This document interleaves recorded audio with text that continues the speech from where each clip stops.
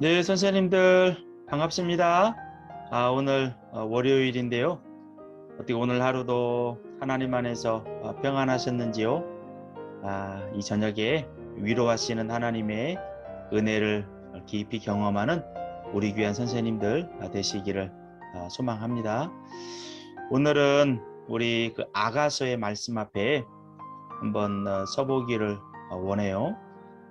이번 수련의 주제도 우리 아가서에서 잡았습니다. 이번 아가서를 통해서 우리 선생님들이 하나님과의 관계 속에서 촉촉한 사랑의 관계에 있는지 한번 우리 자신들을 점검해 보면서 또 회복할 부분이 있다면 회복해 가면서 또한 우리 아이들이 또 하나님과의 그런 관계에 있어서 또한 선생님들과의 관계에 있어서 촉촉한 사랑의 관계로 나아갈 수 있도록 은혜를 내려달라고 기도하면서 우리 이번 수련에 한번 임했으면 좋겠습니다. 오늘은 그 아가서 몇몇 살펴볼 부분하고 이번 돌아오는 주일날 할 부분들 함께 연계해서 오늘 교사 성경 공부를 진행해 보도록 하겠습니다.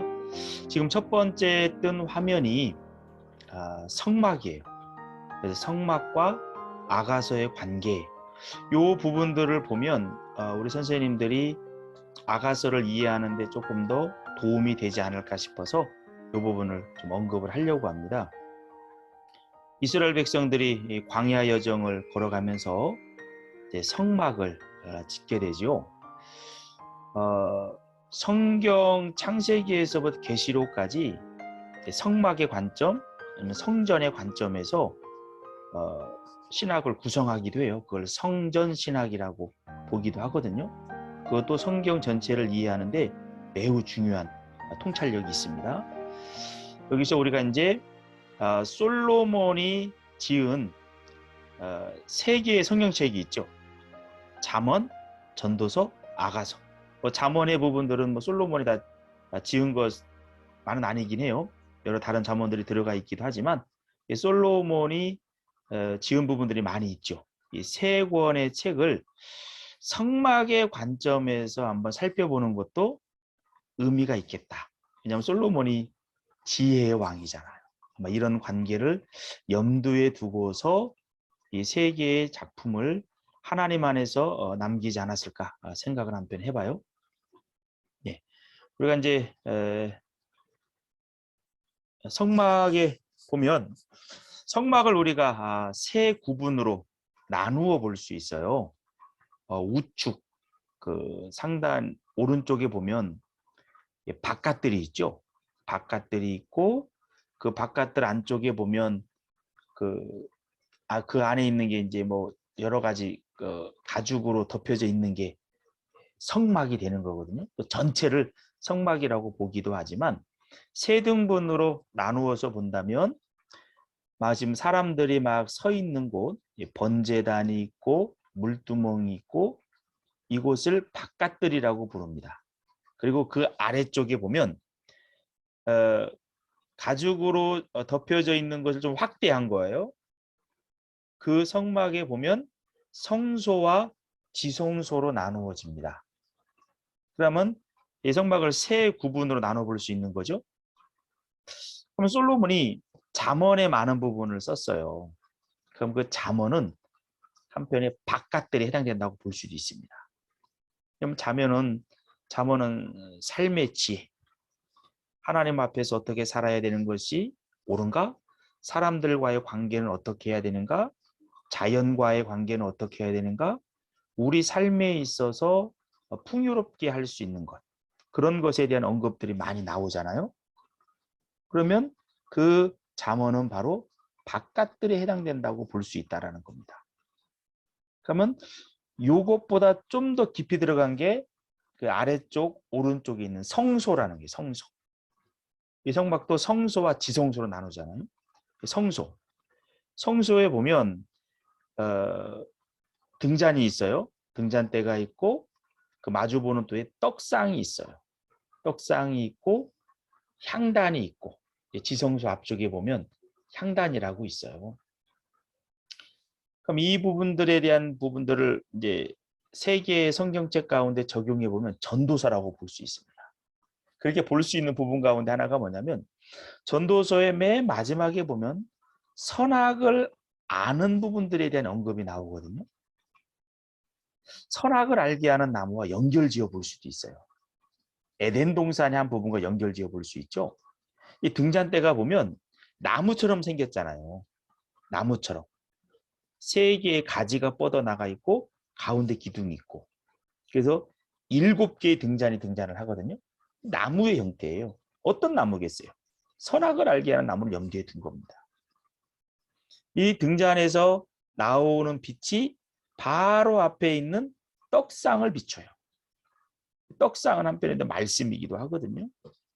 또 등잔도 한편에는 주의 말씀은 내 발의 등이요라고 하는 시편의 고백이 있잖아요. 같이 연결되는 거예요.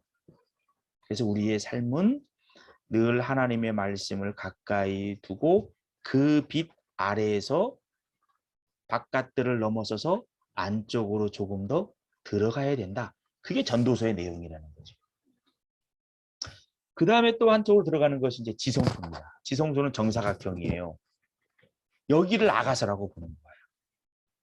지성소에는 뭐가 있어요? 법궤가 있단 말이에요. 시은좌, 은혜를 베푸는 곳이 있는 거예요. 다른 표현으로는 지상에 하나님의 보좌가 있는 곳이 바로 발등상이 있는 곳이 지성소라고 보거든요. 여기는 하나님의 임재, 하나님의 사랑. 그것이 정사각형 형태로 있는 거예요.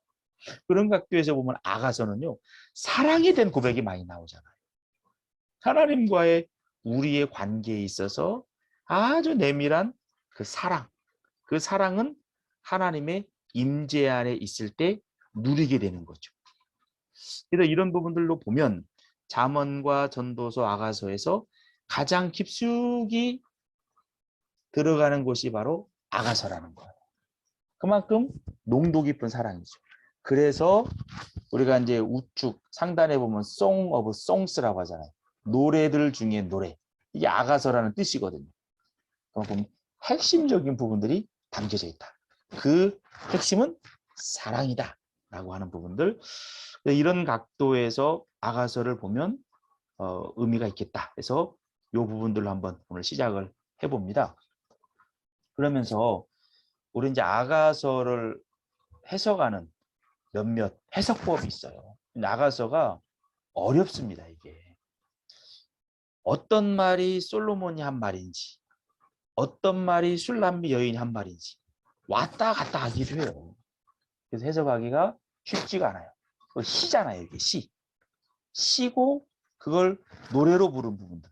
이기 때문에 아주 농도 깊은 단어들이 쓰인단 말입니다. 그걸 읽어내는 게 만만치가 않아요. 그래서 해석법에 대한 그동안 많은 연구들이 있었죠. 대표적인 부분들이 한 3가지 정도만 보면 될 것 같아요. 네, 풍유적 해석법이라고 있어요. 이것은 이제 주로 유대인들이 하는 해석법인데 알레고리라고 하죠. 아가서를 하나님과 그의 선택된 백성 간의 사랑의 관계로 봐요. 그래서 때로는 문장 하나, 단어 하나에 그 문장과 단어 뒤 이면에 있는 거, 그걸 읽어내려고 많이 노력을 해요. 원래 알레고리가 그런 것이거든요. 예를 들면 우리가 복음서에 보면 여리고로 내려가는 사람 이야기가 나오잖아요. 그런 부분들을 알레고리로 해석을 하게 되면 내려간다? 그럼 지형적으로 내려가는 거잖아요. 근데 그걸 영적으로 보는 겁니다. 신앙적인 타락이라고 보는 거죠. 또 예를 들면 예루살렘으로 올라간다 하면은 지형적으로 예루살렘은 높은 곳에 있거든요. 그럼 사람들이 그 예루살렘에 성전에 가기 위해서는 올라가야 되는 게 맞잖아요. 근데 그 부분도 영적으로 알레고리적으로 보면 신앙적인 성숙이다. 이렇게 보기도 하는 거예요. 그러니까 매사의 성경을 그런 식으로 보는 겁니다. 이제 풍유적 해석법이라고. 유대인들이 주로 하는 해석법이에요. 우리는 모형적 해석법을 조금 주목해서 볼 필요가 있어요. 모형적 해석법도 풍유적 해석법과 일정 부분은 연결이 되어지기는 해요. 그러나 매 구절마다 특별한 의미를 찾으려고 하지는 않아요. 그 문장 전체가 가지고 있는 의미들을 도출해내는 거죠. 신학적으로. 그런 해석으로 보면 그리스도와 교회 간의 위대한 사랑이 바로 아가시다라는 거죠. 솔로몬 왕은 그리스도의 모형이 되는 거예요. 솔로몬 한 개인으로 끝나는 것이 아니라 그 솔로몬을 통해서 그리스도가 얼마나 우리를 사랑하는지를 보여주는 거죠. 그리고 신부 술람미 여인이죠. 교회의 모형으로 보는 거예요. 그러면서 그리스도와 우리 교회 성도들 간의 내밀한 사랑의 관계, 그 부분을 솔로몬과 술람미 여인의 모습으로 풀어내는 거죠. 이걸 모형적 해석법이라고 불러요. 원래 솔로몬이 평화와 관련이 되어진 부분이잖아요. 샬롬. 술람미는요, 그 평화와 관계를 맺은 사람, 그 의미가 술람미라는 의미예요. 그런 관계도 이제 모형적 해석법을 통해서 우리가 유추해낼 수 있는 거죠. 세 번째적인 부분은 자연적 문자적 해석법이라는 겁니다. 이것은 글자 그대로 일단 보는 거예요. 이런 각도에서 보면 아가서에 보면 그 아주 낯뜨거운 장면들이 많이 나와요. 여성의 신체의 부분들이 있어서도 이제 적나라하게 표현되기도 하고, 이걸 글자 그대로 보는 겁니다. 그렇게 되면 이 솔로몬과 술람미 여인 사이에 주고받는 이런 대화적인 부분들은 부부 간의 아름다운 사랑의 관계로 볼 수가 있다라고 하는 거죠. 그리고 하나님께서 이 아가서를 통해서 우리의 결혼 생활에 대해서, 우리의 가정 생활에 대해서 그렇게 서로 사랑하고 존중하는 그런 관계로 나아가야 된다라고 하는 부분들을 아가서를 통해서 우리 가운데 알려주고 있다라고도 볼 수도 있는 거죠. 이거 자연적 문자적 해석법이에요. 그래서 아가서는 인간 사랑을 극찬한 시다. 아담이 에덴 동산에서 불렀을 뻔한 시다. 내 뼈 중에 뼈, 살 중에 살. 이게 바로 부부간에서 오늘날도 표현되어져야 되는 부분들이다 라고 보는 거죠. 그래서 우리는 2번과 3번을 조화롭게 볼 필요가 있다. 한편에는 그리스도와 하나님과 우리 성도들 간의 아름다운 사랑의 관계를 이 아가서를 통해서 표현한 부분들이고, 또 하나 적인 부분들은 우리가 더 문자적으로 봐서 우리가 가정 생활을 해 나가잖아요. 결혼을 하잖아요. 그 결혼을 통해서 우리의 가정이 솔로몬과 술람미 여인의 관계처럼 서로 사랑하고 존중하고 보고 싶고 그리워하고 아껴주는 그러한 가정을 만드는 데 있어서 아가서를 적극적으로 우리가 활용해야 된다라고 하는 부분들, 이 두 가지를 동시에 봤으면 좋겠어요. 저도 그래서 이 말씀을 묵상하면서 우리 선생님들 가운데 이제 가정을 이루신 선생님들도 있고 앞으로 가정을 이루실 선생님도 있습니다. 그 가정들이 아가서에서 문자적으로 고백했던 그런 아름다운 관계가 일어나는 가정들이 되기를 원합니다. 부부간에는 싸우면 안 돼요. 서로 아끼고 존중해 줘야 돼요. 아가서를 교훈 삼아서. 그래서 그런 아름다운 가정이 우리 중고등부 선생님들의 가정이 됐으면 좋겠다라고 하는 그런 소망을 한편에 품게 되면서 앞으로 이 부분들을 놓고서 더 기도를 할 부분입니다. 잠시 우리가 좋은 그림을 몇 개 좀 봤으면 좋겠어요. 어떤 부부 관계로 상정을 하겠습니다. 서로가 아름답게 사랑을 나누고 있어요. 보기가 좋지요? 나의 사랑, 나의 어여쁜 자야. 우리 선생님들도 하나님의 질서 아래서 아름다운 관계를 이루기 바랍니다. 예, 이것은 한편에 요섭 선생님을 염두에 두고 있습니다. 이거 보니까 전주 한옥마을 같아요. 아마 웨딩 촬영을 하는 것 같아요. 우리 요섭 선생님이 전주에서 근무하잖아요. 그래서 하여튼 우리 요섭 선생님도, 우리 의범 선생님도, 예, 또 우리 경은 선생님도 또 이제 아름답게 또 가정을 이루어 가야 되는데 복된 가정 속히 이루기를 또한 축복해 봅니다. 성경은요, 결혼으로 시작해서 결혼으로 끝난다고 볼 수 있습니다. 최고의 결혼이 어떠냐? 가장 먼저 언급된 결혼이 언제입니까? 창세기죠. 에덴 동산에서 아담과 하와. 아담의 갈비뼈를 취해서 하와를 만들죠. 내 뼈 중에 뼈요, 내 살 중에 살이라. 그러니까 내 몸에서 나왔다라는 겁니다. 그러니 당연히 아껴줘야 되는 거죠. 아내의 아픔이 나의 아픔이고 아내의 기쁨이 나의 기쁨이 되는 겁니다. 남편의 기쁨이 또한 아내의 기쁨이 되고 남편의 슬픔이 또 아내의 슬픔이 되는 거죠. 한 몸이에요. 그래서 부부는 한 몸이라고 하는 겁니다. 신학적으로 둘이 아니라 하나예요. 최고의 결혼이 아담과 하와의 결혼인데 이 결혼이 죄로 인해서 위기를 만나죠. 선악을 알게 하는 나무를 따먹었어요. 죄가 들어왔죠. 서로가 책임을 떠넘기잖아요. 최초의 부부싸움이 벌어지잖아요. 이후로도 많은 가정들은 싸움을 시작해요. 결혼 생활의 위기예요. 자, 요한복음을 볼 필요가 있습니다. 창세기의 시작이나 요한복음의 시작이나 비슷하죠? 요한복음은 창세기를 염두에 두고 쓰여진 부분이 있거든요.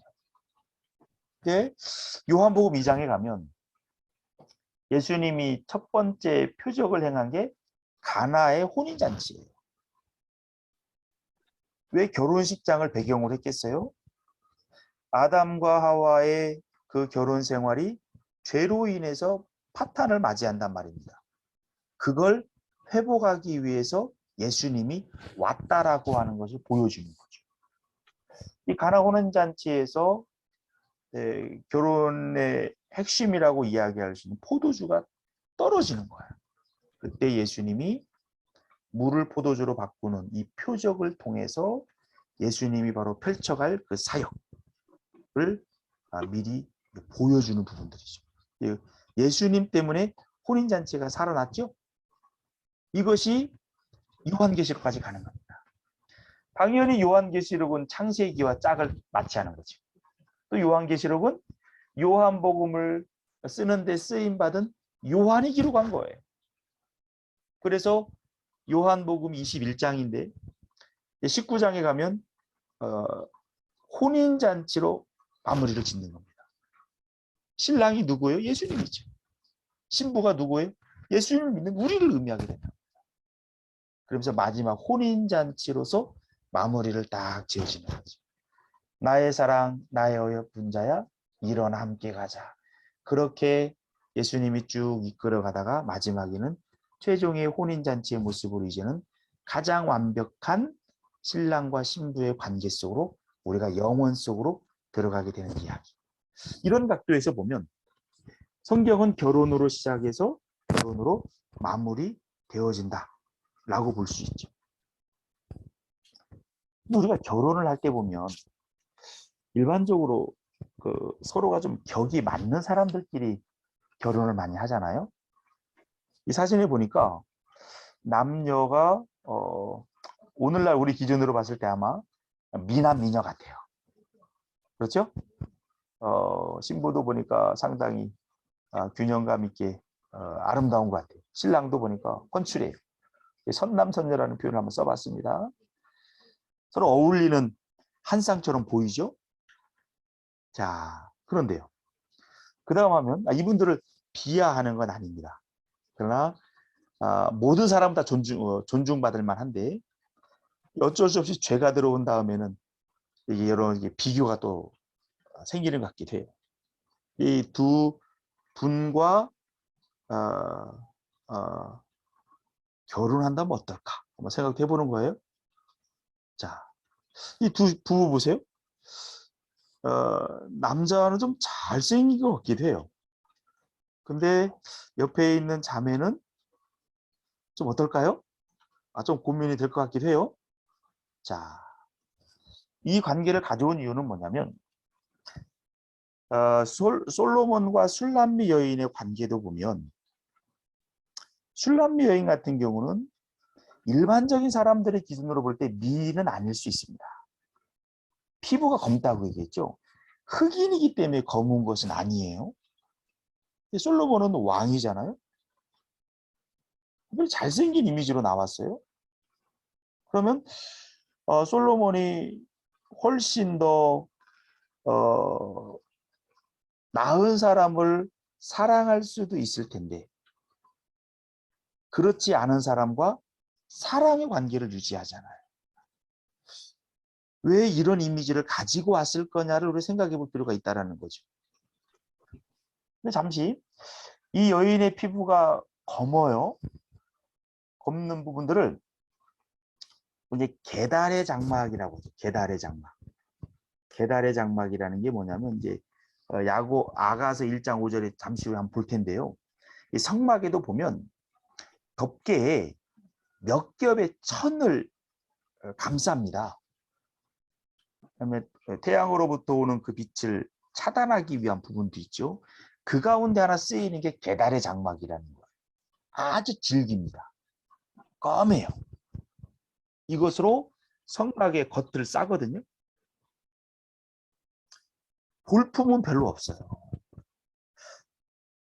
자, 이게 이제 계달의 장막으로 친 천막 같은 거예요. 천도 뭐 여러 개 겹겹으로 돼서 보기가 흉하죠. 그런데 이 부분이 햇빛을 차단하는 데는 아주 탁월하다는 겁니다. 또 질겨요. 질겨. 그래서 아가서 1장 5절에 보면 계달의 장막처럼이라고 하는 부분들이 언급이 되어져요. 우리가 왜 예수님을 이사야서를 통해서 보면 볼품이 없다고 얘기하잖아요. 계달의 장막이기 때문에 그래요. 밖에서 보면 에헤이 저게 성막이야? 아 저런 분이 예수님이야? 예수님도 아마 상당히 못생겼을 것 같아요. 외형적으로는 계달의 장막이기 때문에. 근데 이 술람미 여인이 바로 계달의 장막처럼 검은 피부를 가진 여인이라는 거예요. 근데 이 여인이 흑인이 아닌데 왜 이렇게 검은 피부를 갖게 됐을까? 여기 한편의 의미가 있어요. 그래서 지난번에 한번 신데렐라 이야기를 했습니다. 신데렐라는 어려서 어머님을 잃고요 하면서 새어머니와 언니들에게 구박을 받았잖아요. 밖에서 일을 해야 돼요. 그러다 보니까 햇빛에 그을릴 수 있죠. 그리고 콩쥐팥쥐도 마찬가지잖아요. 새어머니와 동생에게 구박을 받아요. 밖에서 움직여요. 그러다 보니 햇빛에 피부가 그을릴 수가 있죠.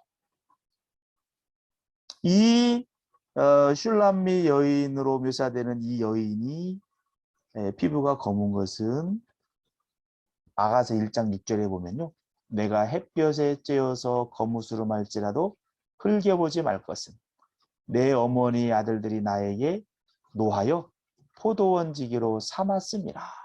밖에서 일하는 거예요. 그러다 보니까 검어질 수밖에 없다는 얘기죠.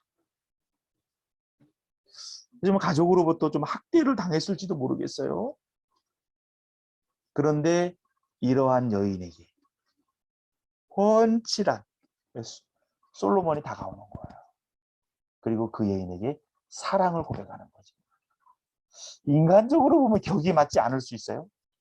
나의 사랑은 나의 분자는 바로의 병거의 준마다. 준마라는 게 뭐예요? 말이에요. 말. 이 당시에 말은 전투기와 같은 역할이죠. 말 그림을 좀 실어놨습니다. 참고로요. 징기스칸 짧은 시기에 대제국을 이루잖아요. 그의 후손도에 가면서 이제 유럽과 아시아를 최고의 제국을 이루는데 그들이 그렇게 할 수 있는 그 기반이 됐던 게 뭐예요? 기마술이거든요. 기마술. 말을 잘 탔어요. 말을 타면서 전쟁을 수행하다 보니까 하루에 뭐 10km씩 막 계속 진격해 가는 거죠. 그 말을 의미하는 겁니다. 이 술람미 여인이 준바와 같다라는 거예요. 그만큼 고배롭다라는 거죠. 그만큼 사랑스럽다라는 거죠. 검은 피부를 가진 이 여인을 솔로몬은 사랑했다라는 겁니다. 그럼 솔로몬에게는 많은 여인이 있었잖아요. 이 아가서에 보면 솔로몬의 아내가 1,000명이라는 언급은 안 합니다. 그러니까 그런 측면에서 보면 솔로몬이 아가서를 썼을 때가 인생의 후반기가 아니라 초반기나 중반기로 여겨져요. 하여튼 어찌됐든 많은 여인들이 솔로몬에게는 있었거든요. 정략 결혼이든 다양한 방법을 통해서 여러 나라에서, 특히 애굽에서, 주변 나라에서 혼인을 많이 했단 말입니다. 많은 여인들이 있어서 화려한 옷을 입고, 스바 여왕은 솔로몬의 아내가 된 사람은 아니지만 그림은 하나 심어놨습니다. 그런 여인들이 솔로몬 주변에는 많았다라는 거예요. 그 여인들은 피부도 더 뽀였을 것이고 몸에서 향기도 났을 거예요. 근데 술람미 여인은요, 땀 냄새가 났을 거예요. 왜? 밖에서 일해야 되니까. 향기 냄새가 아닌 거예요. 화려한 머리결도 아닐 거예요. 근데 솔로몬은 왜 이 여인을 사랑했을까? 마음 다해 사랑한 거예요. 오른쪽에 있는 그림에는 여러 여인들, 화려한 여인들이에요. 근데 솔로몬은 그 여인들 누구에게도 자기 마음을 줄 수 없었다고 이야기합니다. 그러나 이 검은 피부를 가지고 어려움을 당하고 있는 이 여인을 만났을 때는 웃을 수 있는 그러한 모습이었다라고 하는 거예요. 자, 이제 마무리 짓습니다. 우리가 오늘 공부를 통해서 적용 포인트는 이겁니다. 솔로몬과 술람미 여인은 예수님과 또 하나님과 우리 성도들과의 관계, 나와의 관계잖아요. 우리가 구원받은 거 우리에게 자격이 있어서는 아니잖아요. 우리에게 어떤 공로가 있기 때문에 예수님을 믿는 자리에 선 건 아니잖아요. 우리가 예수님을 믿을 수 있는 것, 그분을 예배할 수 있는 것은 오로지 하나님의 은혜입니다. 우리의 자격됨이 아니에요. 연약한 우리를 구원해 주시고 하나님은요, 끝까지 우리를 사랑하십니다. 집요하리만큼. 넘어지면 다시 일으켜주고. 예수님을 멀리 떠나는 것처럼 우리가 떠날 때도 있잖아요. 때로는요. 예수님은 절대 우리를 포기하지 않아요. 다시 찾아와서 우리를 회복시키는 분. 우리 선생님들이 이번 수련회를 준비하면서 우리 기도하고 있잖아요. 이 기도를 통해서 하나님과 우리 사이에 그런 내밀한 사랑의 관계가 지속되고 있는지, 솔로몬과 술람미의 관계처럼 그런 부분이 있는지, 아니면 내가 의무적으로 교사 생활을 하는 것은 아닌지, 부득이함이나 억지로 하는 것은 아닌지, 나에게 아이들을 사랑하는 마음은 있는지, 내 가족들을 사랑하는 마음이 있는지, 전반적인 부분들에 있어서 우리의 신앙의 기초를 한번 되짚어 보면서 우리 이번 수련에 임했으면 좋겠습니다. 하나님은 결코 우리를 포기하지 않는 분이라는 것. 어느 정도 포기하지 않습니까? 만나기 어려운 환경에도 그걸 뚫고 때로는 오시기도 하잖아요. 우리도 이제 이번 우리 수련회를 진행을 하면서 중요하게 우리가 집중하는 것 중에 하나가 아이들과의 만남이잖아요. 아이들이 어느 정도 마음을 열어줄까? 한편의 내심 이런저런 생각이 들기도 해요. 우리 선생님들이 아이들과 접촉을 잘 할 수 있을까? 서로 시간을 맞을 수 있을까? 이런저런 고민들이 되기도 해요.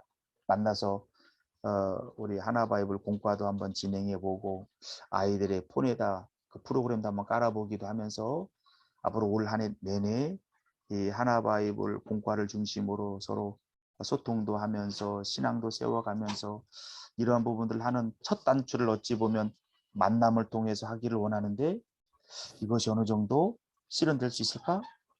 이런 고민도 한편에 들기도 해요. 이 코로나라는 환경이 우리 가운데 만만치 않은 것 같아요.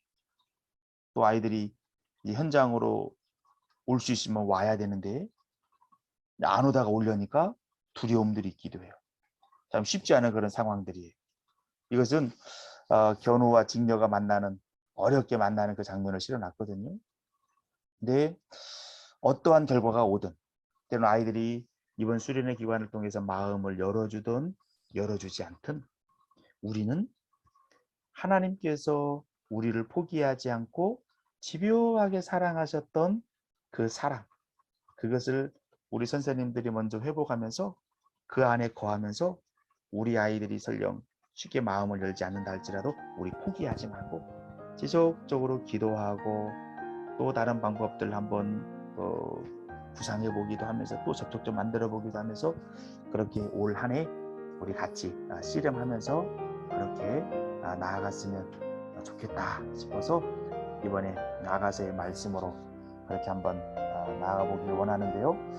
우리 선생님들 하여튼 아가서의 깊은 사랑의 고백 속에 우리 선생님들 잠기시기를 축복합니다. 참 좋으신 하나님 감사합니다. 우리 이번 겨울 수련회 아가서의 말씀으로 한 2번 정도 서보기를 원하는데요. 하나님과 우리의 그 내밀한 사랑의 관계, 저와 우리 선생님들 안에서 먼저 다시 한번 더 다져지고 회복되어질 수 있도록 은혜를 더해 주셔서 우리가 자격이 안 됨에도 불구하고 우리를 집요하게 사랑하시는 그 하나님의 사랑이 우리의 피부로 잘 다가올 수 있도록 인도해 주시고 또한 우리의 그 사랑에 힘입어서 코로나 시대를 살아가는 우리 아이들, 저 아이들도 얼마나 쉽지 않은 시대를 살아갑니까? 저 아이들의 마음, 하나님의 촉촉한 사랑 가운데 거하는데 우리가 복의 통로로 쓰여질 수 있도록 우리 하나님께서 친히 우리를 선하게 써주시기를 원합니다. 또 아가서의 이 말씀, 우리가 모형적 해석법과 문자적 해석법 2가지를 동시에 보기를 원합니다. 이미 결혼한 우리 선생님들에게는 솔로몬과 술람미 여인의 그런 아름다운 사랑의 관계가 우리의 삶을 통해서, 가정을 통해서 드러날 수 있도록 인도해 주시고, 우리 결혼을 해야 될 우리 4명의 선생님들, 또 하나님의 말씀의 토대 위에서 부부는 어떻게 서나가야 되는지 말씀을 통해서 잘 정립해서 아름다운 가정을 이루음을 통해, 그 가정을 통해서 복음을 전하는 우리 모두가 되어줄 수 있도록 인도해 주시기를 원합니다. 모든 것 주님께 올려드리며 예수 그리스도의 이름으로 기도합니다. 아멘.